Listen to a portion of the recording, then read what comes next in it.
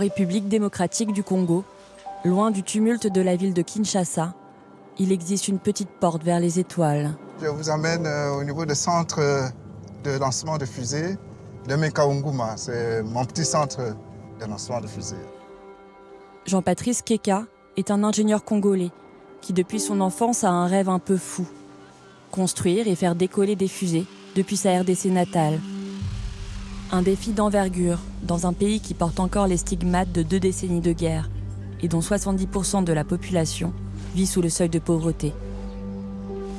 Pourtant, en 2005, l'ingénieur crée sa société Développement Tous Azimuts, achète un terrain et lance le programme spatial Troposphère. Oh là là!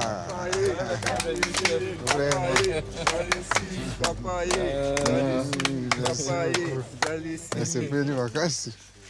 On a bien au cas. Ouais, c'est ça qui m'a laillé. Moulaï Makaï. Soyez les bienvenus. Merci beaucoup. Madame.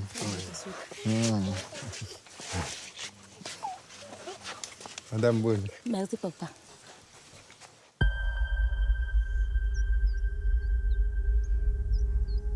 J'ai investi pour acheter 123 hectares de terrain et c'est uniquement dédié pour le lancement de fusées. Avec le peu de moyens pour le premier lancement de fusée, le centre de contrôle a été fait. Vous allez voir tous les équipements. Ça devient un peu équipement antique, mais ça nous a aidés. On a lancé Troposphère 1, 2, 3, 4, 5. C'est avec ces équipements. Et vous avez la mise à feu de fusée, c'est là.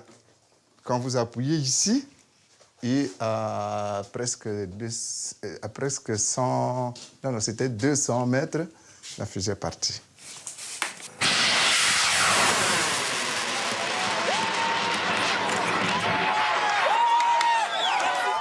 Ça, c'est le vaisseau spatial Pongo, c'est Pongo 1. Ce qu'on avait commencé avant. Vous voyez la boîte d'ovomaltine. Et puis, nous avons les boîtes de lait en poudre. C'est ça, le tout premier vaisseau spatial congolais. Pourquoi pas africain? Parce que ça n'a pas encore existé. Il y a vraiment une infime partie qu'on peut acheter s'il y a moyen qu'on en achète. Sinon, on récupère dans